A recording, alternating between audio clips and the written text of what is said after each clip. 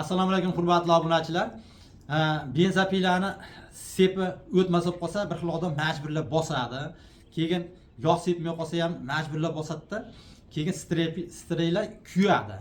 Streylar kuygandan keyin majburlab bosganda streylar mana eko yonida borti bo'ladi. Ana shu bortini bir tomoni bosaverganiga bir tomoni yeyilib ketadi.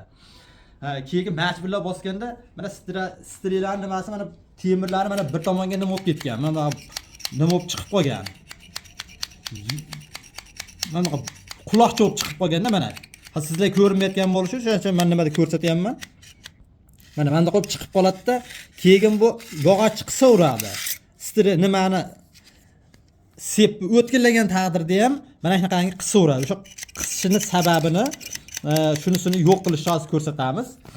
Hozir mana bortini bir tomoni yeyilib ketgan, bir tomoni to'g'ri turibdi. Bu tomoni ham bir tomoni yeyilib ketgan. Ana shuni to'g'rilash uchun mana bunday charx bo'lsa kattaroq charx. Ana shunga buni mana bunday qilib charxlab 90 gradusga olib boramiz.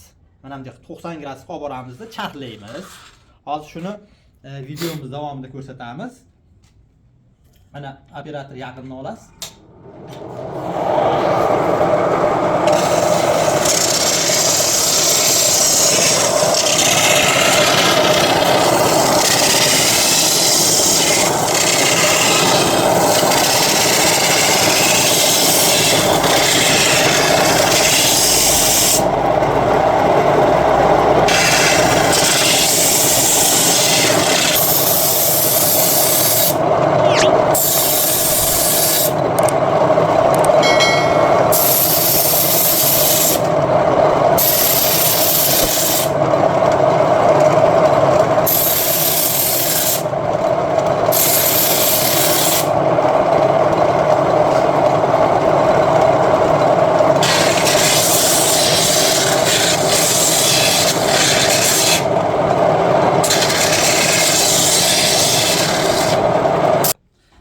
Mana hurmatli obunachilar, charxlab oldik.